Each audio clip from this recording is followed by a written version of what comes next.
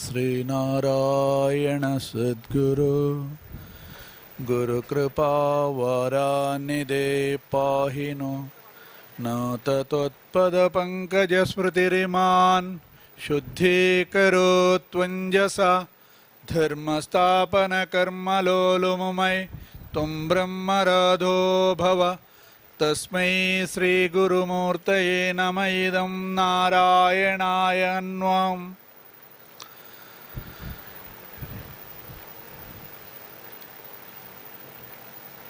ನೂರು ಸಂವತ್ಸರಗಳಲ್ಲಿ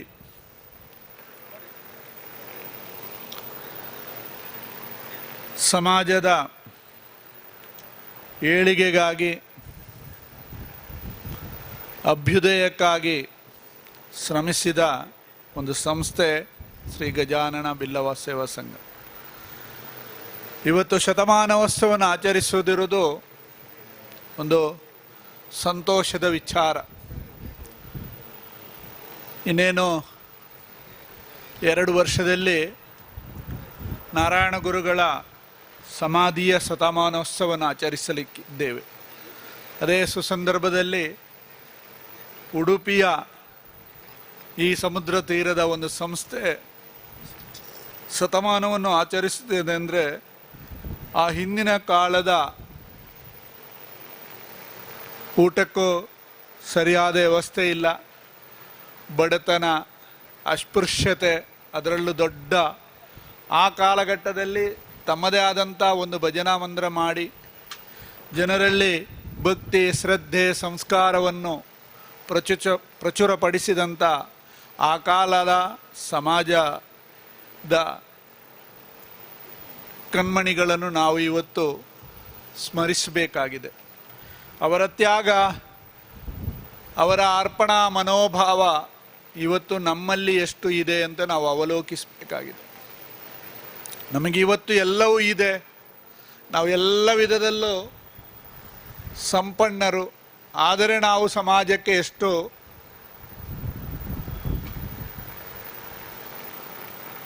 ಕೊಡುಗೆಯನ್ನು, ತ್ಯಾಗವನ್ನು ಗೈಯುತ್ತಿದ್ದೆ ಎಂಬುದನ್ನು ನೋಡಬೇಕು. ಇವತ್ತು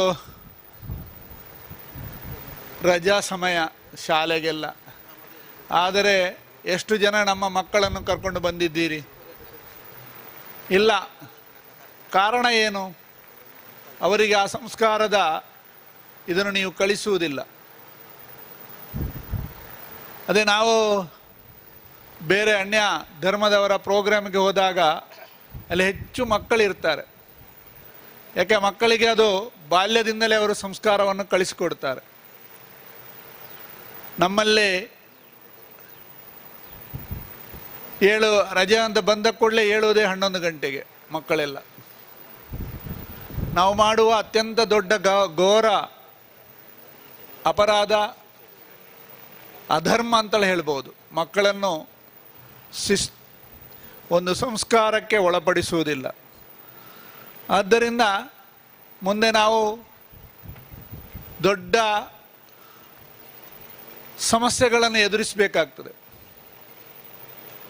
ಅಂಥ ಸಂದರ್ಭದಲ್ಲಿ ನಮ್ಮಲ್ಲಿ ಬರ್ತಾರೆ. ನಾವು ಬಾಲ್ಯದಲ್ಲಿ ಅವರಿಗೆ ಒಳ್ಳೆಯ ಸಂಸ್ಕಾರವನ್ನು ಕೊಟ್ಟಿದ್ದರೆ ಯಾವತ್ತೂ ಮುಂದೆ ನಮಗೆ ಅವರು ಸಮಸ್ಯೆಯಾಗಿ ಕಾಡುವುದಿಲ್ಲ.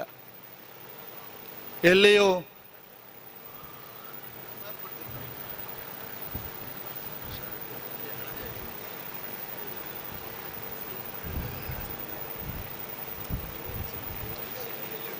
ಅಧರ್ಮದ ಹಾದಿಯನ್ನು ತುಳಿಯದೆ ಸದ್ಧರ್ಮದಲ್ಲಿ ನಡೆಯುವಂಥ ಒಂದು ಮನುಕುಲ ಆಗಬೇಕು ಅಂತ ಎಣಿಸಿದ್ದು ನಾರಾಯಣ ಗುರುಗಳು. ನಾವು ಅಸಂಸ್ಕೃತರು, ಅಸ್ಪೃಶ್ಯರು, ಶೋಷಣೆಗೆ ಒಳಗಾಗಿದ್ದವರು ಅಂತ ಹೇಳಿ ಅದರ ವಿರುದ್ಧ ಮಾತ್ರ ಹೋರಾಡಿದ್ದಲ್ಲ ನಾರಾಯಣ ಗುರುಗಳು. ನಮಗೆ ನಮ್ಮದೇ ಆದಂಥ ಒಂದು ಸುಸಂಸ್ಕೃತಿಯ ಪಥ, ನಾವು ಅದು ವಿದ್ಯಾಭ್ಯಾಸದಿಂದ, ಸ್ವ ಉದ್ಯೋಗಗಳಿಂದ ನಾವು ನಮ್ಮತನವನ್ನು ಬೆಳೆಸಿಕೊಂಡು ಬೆಳೆದಾಗ ಮಾತ್ರ ನಾವು ಸಮಾಜದಲ್ಲಿ ಗಣ್ಯ ವ್ಯಕ್ತಿಗಳಾಗ್ಬೋದು. ನಾವು ನಿಮಗೊಂದು ಚಿಕ್ಕ ಉದಾಹರಣೆ ಕೊಡ್ತೇನೆ. ನಾರಾಯಣ ಗುರುಗಳು ಶ್ರೀಲಂಕಾಕ್ಕೆ ಹೋದರು. ಅಲ್ಲಿ ನಮ್ಮ ಹಿಂದುಳಿದ ವರ್ಗದ, ಅದರಲ್ಲಿ ಅತ್ಯಂತ ಹೆಚ್ಚು ಇಲ್ಲತ್ತ ಪಿಲ್ಲೆ ಎಂಬ ಸಮಾಜ ನಮ್ಮದೇ ಸಮಾಜ ಅಂತ ಹೇಳ್ಬೋದು. ಅವರು ಸಾವಿರಾರು ಜನ ಬಡ ಅವರು ಬಂದು ನಾರಾಯಣ ಗುರುಗಳ ಹತ್ರ ಭಿನ್ನಯಿಸಿದರು. ತುಂಬ ಬಡವರು, ಒಂದು ಹೊತ್ತಿನ ಊಟಕ್ಕೂ ಸಮಸ್ಯೆ ಅಂತ. ಆಗ ನಾರಾಯಣ ಗುರುಗಳು ಒಂದು ಕ್ಷಣ ಚಿಂತಿಸಿ ಹೇಳಿದರು, ಎಲ್ಲ ರಾತ್ರಿ ಶಾಲೆ ಪ್ರಾರಂಭಿಸಿ ಅಂತ. ನಾರಾಯಣ ಗುರುಗಳ ದೀರ್ಘದರ್ಶಿತ್ವ ಅದು. ಒಂದು 10:32 ರಾತ್ರಿ ಶಾಲೆಗಳನ್ನು ಕೆಲವೇ ದಿನಗಳಲ್ಲಿ ಪ್ರಾರಂಭಿಸಿದರು. ಎಲ್ಲರಿಗೂ ಅಕ್ಷರ ಜ್ಞಾನವನ್ನು ಕಲಿಸಲಾಯಿತು, ದಸ್ಕತ್ ಹಾಕಲಿಕ್ಕೆ ಕಲಿಸಲಾಯಿತು. 2 ತಿಂಗಳಲ್ಲಿ 2,000 ಜನರಿಗೆ ಬ್ರಿಟಿಷ್ ಕಂಪನಿ ಕೆಲಸ ಕೊಟ್ಟಿತ್ತು. ಆಗ ಎಷ್ಟು ಕುಟುಂಬಗಳ ಉದ್ಧಾರ ಆದರು. ಅದು ನಾರಾಯಣ ಗುರುಗಳ ದೀರ್ಘದರ್ಶಿತ್ವ. ಇವತ್ತು ನಾವು ಏನು, ನಾನು ನೋಡ್ತಾ ಇದ್ದೇನೆ, ಹೇಳುವಾಗ ಸ್ವಾಮೀಜಿ ಸ್ವಲ್ಪ ವಿರೋಧ ಮಾತಾಡ್ತಾರೆ ಅಂತ. ವ್ಯವಸ್ಥೆ ಇಲ್ಲ, ಶಿಸ್ತು ಇಲ್ಲ, ಏನೂ ಇಲ್ಲ. ಎಲ್ಲರೂ ಪ್ರೋಗ್ರಾಮ್ ಮಾಡ್ತಾರೆ, ಏನು ಮಾಡೋದು? ಅದಕ್ಕೆ ಒಂದು ಪೂರ್ವರ ಸಿದ್ಧತೆ ಬೇಕು. ಅದು ಚೌಕಟ್ಟಿನ ಒಳಗಡೆ ಈ ರೀತಿಯ ಕಾರ್ಯಕ್ರಮ ಈ ರೀತಿ ಮಾಡಬೇಕು ಅಂತ ಜವಾಬ್ದಾರಿಯನ್ನು ಕೊಟ್ಟು, ಎಲ್ಲವನ್ನು ನಾವೇ ಅಲ್ಲ, ಒಬ್ಬೊಬ್ಬನಿಗೆ ಒಂದೊಂದು ಜವಾಬ್ದಾರಿಯನ್ನು ಕೊಟ್ಟು ಅದು ಶಿಸ್ತುಬದ್ಧವಾಗಿ ನಡೆಯುವಂತೆ ನೋಡಿಕೊಳ್ಬೇಕು. ಆಗ ಮಾತ್ರ ನಾವು ಸಮಾಜದಲ್ಲಿ ಗೌರವಿತ ವ್ಯಕ್ತಿಗಳಾಗಲಿಕ್ಕೆ ಸಾಧ್ಯ. ಇಲ್ಲದಿದ್ದರೆ ನೀವು ಆ ಬೀದರ್, ರಾಯಚೂರು ಆ ಕಡೆ ನಾವು ಫಂಕ್ಷನ್ಗೆ ಹೋಗ್ತೇವೆ, ಕೆಲವರೊಂದು ಕಲಶ ಇಟ್ಕೊಳ್ತಾರೆ, ಕೆಲವರಿದು ಅದು ಎಲ್ಲ ವಿಧದ ವಾದ್ಯಘೋಷಗಳಿರ್ತದೆ, ಎಲ್ಲ ಒಟ್ಟಿಗೆ ಆಡ್ತಾಡ, ಒಟ್ಟಿಗೆ ನಡ್ಕೊಂಡು ಹೋಗೋದು, ಇಡೀ ರೋಡ್ನಲ್ಲಿ ನಡ್ಕೊಂಡೇ ಹೋಗೋದು. ಅದಕ್ಕೆ ಒಂದು ಶಿಸ್ತು ಇಲ್ಲ. ಈಗ ನಮ್ಮದು ಕುದ್ರೋಳಿಯಲ್ಲಿ ಇದು ನಡೀತದೆ, ಶಾರದಾ ಅದು ಒಂದರ ಹಿಂದೆ ಅದಕ್ಕೆ ಆದದ್ದ ಒಂದು ಶಿಸ್ತುಬದ್ಧವಾಗಿ ಅದರದ್ದೇ ಆದಂಥ ವೈಭವಿತವಾಗಿ ನಡೀತದೆ. ಅದನ್ನು ನಾನು ಯಾವಾಗಲೂ ಹೇಳುದು, ನೀವು ಒಮ್ಮೆ ಮಂಗಳೂರಿಗೆ ಬನ್ನಿ, ಕುದ್ರೋಳಿಗೆ ಬನ್ನಿ, ಅದನ್ನು ನೋಡಿ, ಅಲ್ಲಿಂದ ಮುಂದೆ ನಿಮಗೆ ಗೊತ್ತಾಗ್ತದೆ ಅಂತ ಹೇಳಿದರೆ ಅರ್ಥವೇ ಆಗೋದಿಲ್ಲ. 10 ಗಂಟೆಗೆ ಅಂತ ಕಾಗದ ಬರೆದಿರ್ತಾರೆ. ಇಲ್ಲಿ ಹಾಗೆ ನನಗೆ ನಿನ್ನೆ ರಾತ್ರಿ ಫೋನ್ ಮಾಡಿ ಹೇಳಿದರು 9 ಗಂಟೆಗೆ ಸ್ವಾಮಿ ನೀವು ಇರಲೇಬೇಕು ಅಂತ. ನಾವು 9:05 ಇರುವಾಗ ಬಂದೆ, ಶುರುವಾದ್ದು 10-11 ಗಂಟೆಗೆ. ಅಲ್ಲಿಯೂ ಹಾಗೆ ನೀವು ಬೀದರ್ ಕಡೆ, ಕೊಪ್ಪ ಎಲ್ಲ ಹೋದರೆ 10 ಗಂಟೆಯಿಂದ ಪ್ರೋಗ್ರಾಮ್ ಇರ್ತದೆ. ಅದು ಶುರುವಾಗೋದು 1 ಗಂಟೆಗೆ, ಊಟ ಆಗೋದು 3 ಗಂಟೆಗೆ 4 ಗಂಟೆಗೆ ಮಧ್ಯಾಹ್ನ. ಆಗ ನಾವು ಮೊದಲೆಲ್ಲ ಸೋತು ಹೋದೆವು, ಒಂದಷ್ಟು ಗ್ಯಾಸ್ಟ್ರಿಕ್ ಅನುಭವಿಸಿ. ಆಗ ಈಗ ನಾವು ಸಹ ಸ್ವಲ್ಪ ಆಹಾರ ಸೇವಿಸಿ ಹೋಗ್ತೇವೆ. ಯಾಕೆ? ನಮ್ಮ ಆರೋಗ್ಯವನ್ನು ನಾವು ನೋಡಿಕೊಳ್ಳು. ಅಂಥದ್ದಾಗಬಾರ್ದು. ನಾವು ವಿದ್ಯಾವಂತರು, ಬುದ್ಧಿವಂತರು. ನೀವು ಆ ಕಡೆ ಎಲ್ಲ ಹೋಗೋದು, ಸ್ವಾಮೀಜಿ ಸೌತ್ ಕೇಂದ್ರದವರು, ಹೌದು ನೀವು ನಿಮ್ಮ ಊರಿನವರು ಬುದ್ಧಿವಂತರಂತ. ಆದರೆ ಬುದ್ಧಿವಂತರ ನಾಡಿನಲ್ಲಿ ಯಾವುದೇ ಕಾರ್ಯಕ್ರಮಗಳು ಮಾಡುವಾಗ ವ್ಯವಸ್ಥಿತವಾಗಿ ಮಾಡಿ. ನಾರಾಯಣ ಗುರುಗಳ ಹೆಸರಿನಲ್ಲಿ ನಾವು ಪ್ರವರ್ತಿಸುತ್ತಿದ್ದೇವೆ. ಆಗ ಅವರ ತತ್ವ ಸಿದ್ಧಾಂತಗಳನ್ನು ಮೈಗೂಡಿಸಿಕೊಳ್ಳುವ ಒಂದು ವ್ಯವಧಾನ ನಮ್ಮಲ್ಲಿರಬೇಕು. ಅವನವನ ಆತ್ಮ ಸುಖತ್ತಿನ ಆಚರಿക്കുന്നത് ಅವರಂಡೆ ಸುಖತ್ತಿನಾಯವರೇಣಂ. ನಿನ್ನ ಸುಖಕ್ಕಾಗಿ, ನಿನ್ನ ಹೊಟ್ಟೆಪಾಡಿಗಾಗಿ ನೀವು ಮಾಡುವ ಪ್ರತಿಯೊಂದು ಕೆಲಸವು ಮತ್ತೊಬ್ಬರಿಗೆ ಅದು ಸುಖಕರ ಅಂದರೆ ಒಳ್ಳೆಯದಾಗುವಂಥದ್ದಾಗಿರಲಿ. ಮತ್ತೊಬ್ಬನನ್ನು ತೊಂದರೆ ಕೊಡುವಂಥದ್ದು, ಮತ್ತೊಬ್ಬನಿಗೆ ಮೋಸ ಮಾಡುವಂಥದ್ದು, ಮತ್ತೊಬ್ಬನಿಗೆ ಹಿಂಸೆ ಕೊಡುವಂಥ ಯಾವುದೇ ಕೃತ್ಯವು ನಿನ್ನ ಹೊಟ್ಟೆಪಾಡಿಗೆ ಆಗಬಾರ್ದು ಅಂತ. ಇವತ್ತು ನಾವು ಸಮಾಜದ ಹಣವನ್ನು ಸಂಗ್ರಹಿಸಿ ಸಮಾಜದ ಏಳಿಗೆಗಾಗಿ ಪ್ರವರ್ತಿಸಬೇಕು. ಸಮಾಜದ ಇನ್ನೂ ಕಟ್ಟಕಡೆಯ ವ್ಯಕ್ತಿಗಳಿಗೆ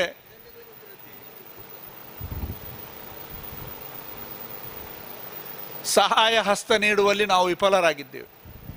ಮೊನ್ನೆ ಒಂದು ಮೂಡುಬಿದ್ರಿಯ ಹುಡುಗಿ ಫೋನು, ಸ್ವಾಮೀಜಿ ಮೊನ್ನೆ ಕುದ್ರೋಳಿಯಲ್ಲಿ ಸ್ಕಾಲರ್ಶಿಪ್ ಕೊಟ್ಟರು, ನನಗೆ ಮೆಸೇಜ್ ಬರಲಿಲ್ಲ, ಯಾಕೆ ಅಂತ ಕೇಳುವಾಗ ನನ್ನ ಮೊಬೈಲ್ ರೀಚಾರ್ಜ್ ಮಾಡಲಿಲ್ಲ, ನಾವು ತಾಯಿ ಮಾತ್ರ ಇರುವುದು, ಭಾರಿ ಕಷ್ಟದಲ್ಲಿದ್ದೇವೆ. ಮತ್ತು ನಾನು ಅಲ್ಲಿ ಬೆಂಗಳೂರಿನಲ್ಲಿ ಮಾತಾಡಿ ಅವಳ ಅಕೌಂಟಿಗೆ ಹಣ ಬೀಳುವ ಹಾಗೆ ವ್ಯವಸ್ಥೆ ಮಾಡಿದೆ. ನನಗೊಬ್ಬ ಹಂಪಿ ಹತ್ತಿರ ಒಬ್ಬ ಹುಡುಗ ಸಿಕ್ಕಿದ. ಮಾತಾಡಿದ ಅವಾಗ ಏನು ಅಲ್ಲಿ ಮದುವೆಯಲ್ಲಿ ಮಾತಾಡಿದ ಹೋದ. ಅಂದರೆ ಅವನ ಪರಿಚಯ, ಅವನ ಆ ಸಂಬಂಧಿಕರಲ್ಲಿ 2 ಹೆಣ್ಣು ಮಕ್ಕಳನ್ನು ಬೆಂಗಳೂರಿನಲ್ಲಿ ಇವರ SNGVಯ ಕಾರ್ಯದರ್ಶಿ ರಾಘವೇಂದ್ರ ಅವರು ಕಳಿಸಿ ನಾನು ಓದಿಸ್ತಾ ಇದ್ದೇನೆ. ಅದು ಅವನಿಗೆ ಗೊತ್ತಾಗಿ ಅವನು ನನಗೆ ನಂಬರ್ ಇಸ್ಕೊಂಡು ಸೀದಾ ಹೋದ. ರಾತ್ರಿ ಫೋನ್ ಮಾಡಿದ, ಸ್ವಾಮೀಜಿ ನನಗೆ CET ಬರೀಬೇಕು ಅಂತ. ಬರೇ ಇಲ್ಲ, ನನ್ನ ಹತ್ರ ಏನಿಲ್ಲ, ನಮಗೆ ಸ್ವಂತ ಮನೆ ಇಲ್ಲ, ಏನೂ ಇಲ್ಲ ಅಂತ. ಅವರು ದಣಿಗಳು ನನ್ನನ್ನು PUC ವರೆಗೆ ಓದಿಸಿದರು, ಅವರೊಟ್ಟಿಗೆ ಮಕ್ಕಳು. ಸರಿ, ನಾನೊಂದು 2,000 ರೂಪಾಯಿ ಒಬ್ಬರ ಹತ್ರ ಕಳಿಸಿದೆ. ಅವನು CET ಬರೆದ, ಅವನಿಗೆ ಯಾವ ಕೋಚಿಂಗ್ ಇಲ್ಲ, ಸುಮಾರು 11,000 ಚಿಲ್ಲರೆ ರ್ಯಾಂಕ್ ಬಂದು. ಈಗ ಅವನು ನಮ್ಮ ಬಿಲ್ಲವರ ಶಿಷ್ಯನ ಬೆಂಗಳೂರಿನ ಹಾಸ್ಟೆಲ್ನಲ್ಲಿ ಅವನು ಇಂಜಿನಿಯರಿಂಗ್ ಓದ್ತಾ ಇದ್ದಾನೆ. ಅಪ್ಪಾಜಿ ಗೌಡ ಅಂತ ಹೆಸರು.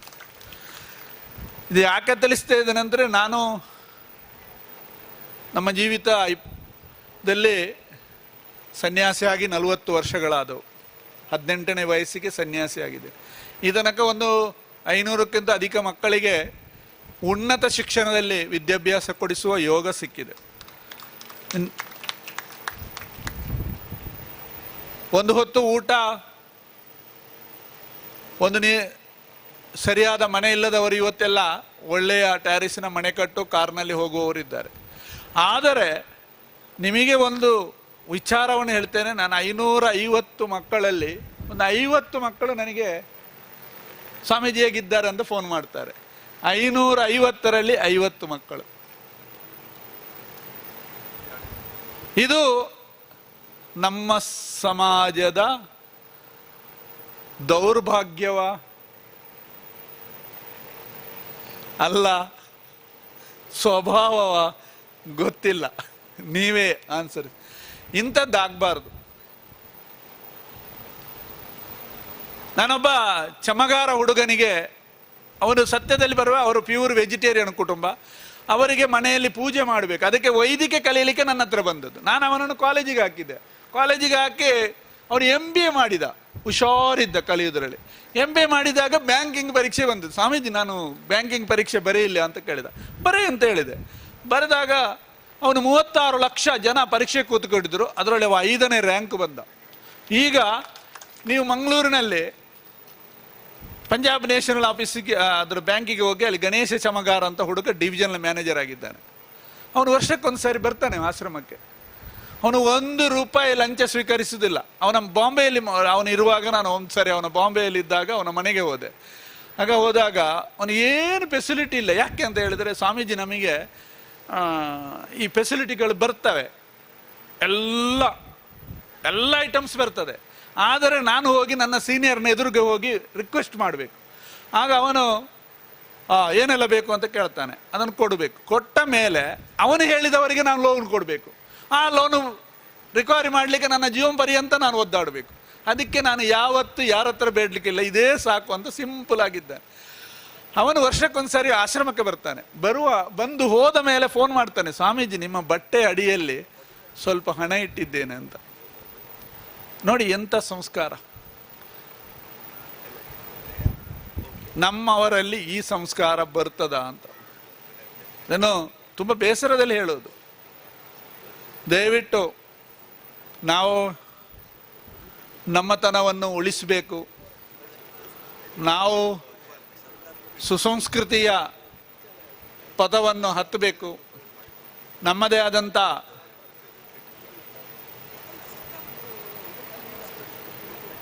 ಒಂದು ಸ್ಥಾನ ಮಾನ ಇದನ್ನೆಲ್ಲ ಇಟ್ಕೊಳ್ಬೇಕಾದರೆ ನಾವು ಮೊದಲು ಗೌರವದಿಂದ ಬದುಕುವುದನ್ನು ಕಲಿಬೇಕು.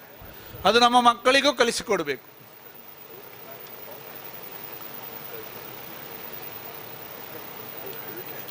ಇಲ್ಲ ಅಂತಾದರೆ ಕೊನೆಗೆ ನೀವು ಹೇಗೆ ಆಗ್ತದೆ ಅಂತ ಹೇಳುವುದಕ್ಕೆ ಚಿಕ್ಕ ಉದಾಹರಣೆ ಕೊಟ್ಟು ನನ್ನ ಮಾತನ್ನು ಮುಗಿಸ್ತೇನೆ. ನೀವು ವಿಟ್ಲದ ಹತ್ರ ಒಂದು ಆಶ್ರಮ ಇದೆ, ಭಾರತ್ ಸೇವಾ ಆಶ್ರಮ ಅಂತ. ಅಲ್ಲಿಗೆ ನಾನೊಂದು ಸರಿ ಹೋದೆ. ಆಗ ಅಲ್ಲಿಯ ಅಲ್ಲಿ ಒಂದು 10, 300, 400 ಜನರ ಹತ್ತಿರ ಇದ್ದಾರೆ. ಅನಾಥ ವಯೋವೃದ್ಧರು ಜಾಸ್ತಿ ಇದ್ದಾರೆ, ಮಕ್ಕಳು ಇದ್ದಾರೆ. ಅವರು ಹೇಳಿದರು, ಸ್ವಾಮೀಜಿ ಒಂದು ಅಜ್ಜಿಯನ್ನು ತಂದು, ಇಬ್ಬರು ಯುವಕರು 40-45 ವಯಸ್ಸಿನ ಯುವಕರು ತಂದು ಬಿರುವಾಗ ಮಾತು ಹೇಳಿದರು, ಒಂದು ಎಂಗೆಲ್ಲ ಊರದ ಅಜ್ಜಿ ಮೇರೆಗೆ ಏರ್ಲ ಇಜ್ಜಿ ಅಂತ. ನಾನು ಸತ್ಯ ವಿಚಾರಿಸಿ ಆಯಿತು ಅಂತ ಸೇರಿಸಿ. ವರ್ಷಗಳ ಕಳೆದು ಒಂದು ದಿವಸ ಅವರು ಬಿದ್ದು ಬಿಟ್ಟರು ಅಜ್ಜಿ. ಆಗ ಡಾಕ್ಟರ್ನ ತಿಳಿದಾಗ ಇದು ವಯೋವೃದ್ಧ ಸಹಜವಾದ ಮರಣ ಆಗುವ ಸಂದರ್ಭ, ಏನೆಲ್ಲ ಡೌನ್ ಆಗ್ತಿದೆ ಅಂತ. ಆಗ ಇವರು ತೆಗೆದು ಆ ನಂಬರ್ ಆ ಅಜ್ಜಿ ಹತ್ರ ಕೇಳಿದರು, ನಿಮಗೆ ಯಾರಾದರೂ ಇದ್ದಾರಾ, ನಾನು ಏನು ತಿಳಿಸ್ಬೇಕಾ, ನಿಮ್ಮ ಆರೋಗ್ಯ ತುಂಬ ಇದಾಗಿದೆ, ಹದಗೆಡ್ತಾ ಇದೆ ಅಂತ.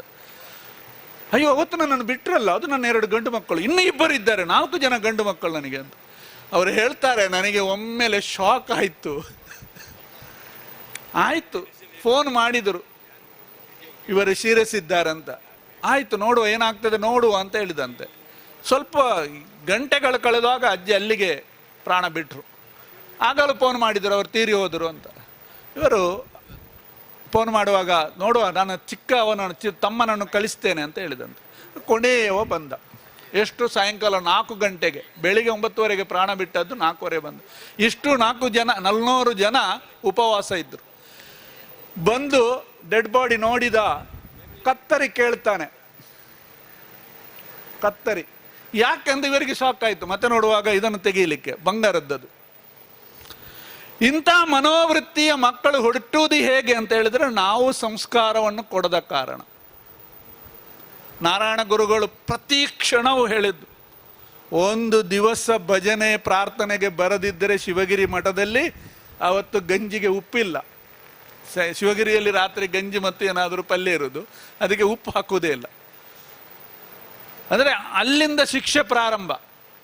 ಒಂದ್ಸಾರಿ ಅರಿವಿಪುರ ಮನೆಯಲ್ಲಿ ಒಬ್ಬ ಬ್ರಹ್ಮಚಾರಿ ಹುಡುಗ ಏನೋ ಒಂದು ವಸ್ತುವನ್ನು ಕದ್ದು ಮಾರಿದಂತೆ, ಯಾವುದು ಪಾತ್ರೆ. ಆಗ ಮಾರಲಿಕ್ಕೆ ಬೇರೆ ಏನಿಲ್ಲ, ಲಾಳತ್ತು ಪಾತ್ರೆ, ಚೆಂಬಿದ್ದು ಪಾತ್ರೆ. ಆಗ ಅವರು ಕರೆದು ಹೇಳಿದ್ರಂದ್ರೆ, ಬ್ರಹ್ಮ ಇರಲಿ ಚಾರಿ ಹೋಗ್ಲಿ ಅಂತ. ಆಗಲೇ ಗೆಟ್ ಔಟ್. ಅಷ್ಟು ಶಿಸ್ತು.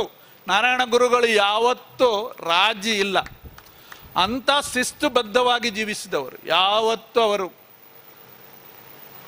ಅದು ಇದು ಅಂತ ಅಡ್ಜಸ್ಟ್ಮೆಂಟ್ ಇಲ್ಲ ಅಂತ. ಆ ಗುರು ಪರಂಪರೆಯಲ್ಲಿ ನಾವು ಧನ್ಯರು. ನಾರಾಯಣ ಗುರುಗಳು ಯಾವತ್ತೂ ಯಾರಿಗೂ ಕೆಟ್ಟದ್ದು ಬಯಸಲಿಲ್ಲ.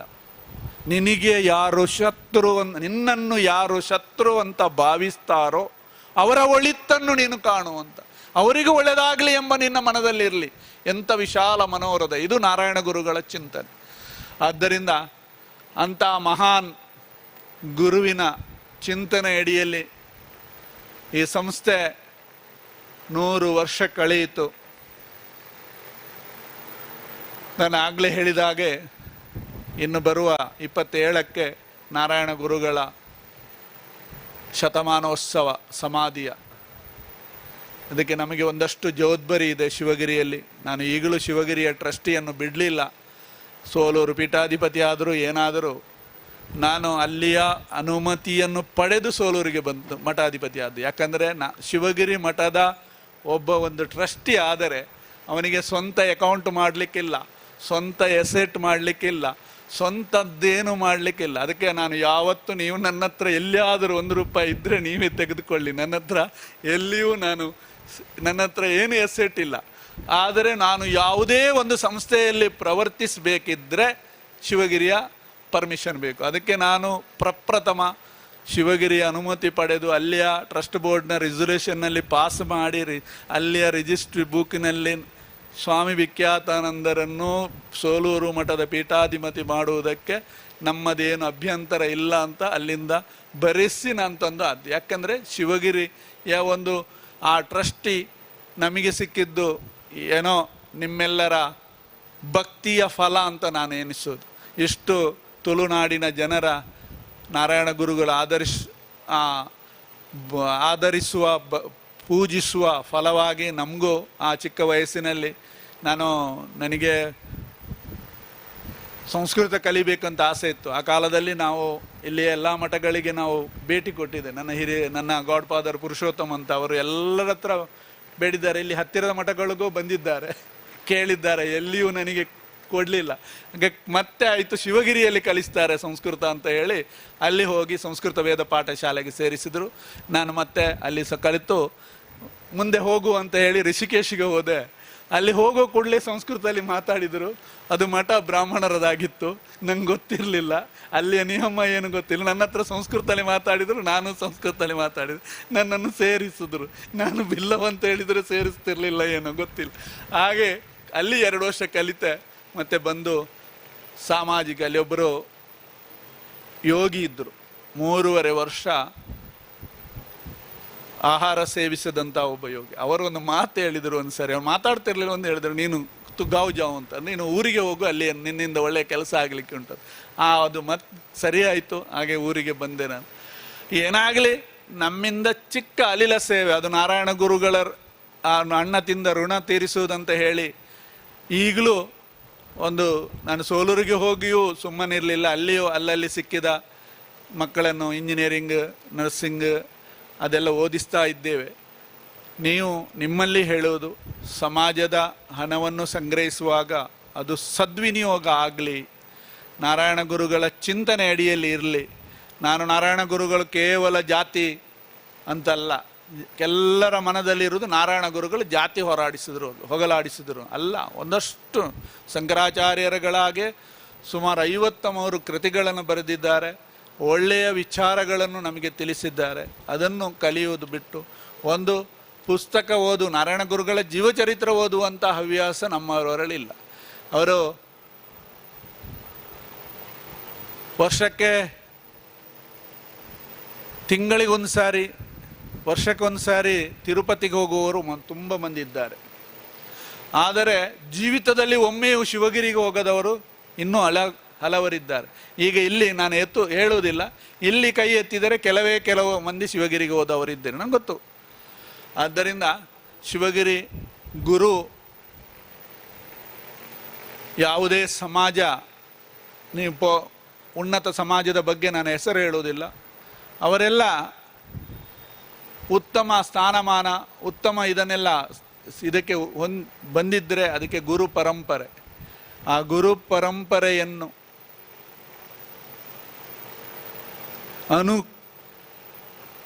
ಅಂದರೆ ಅದನ್ನು ನಂಬಿ ವಿಶ್ವಾಸದಲ್ಲಿ ಹೋಗುವಂಥ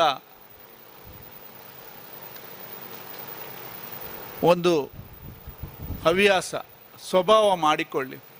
ಗುರುಗಳನ್ನು ಬೆಳಿಗ್ಗೆ ಎದ್ದ ಕೂಡಲೇ ಪ್ರಾರ್ಥಿಸುವ, ಗುರುವಿನ ಅನುಗ್ರಹ ಇಲ್ಲದೆ ಯಾವ ವ್ಯಕ್ತಿ ಮೇಲೆ ಬರಲಿಕ್ಕೆ ಸಾಧ್ಯವೇ ಇಲ್ಲ.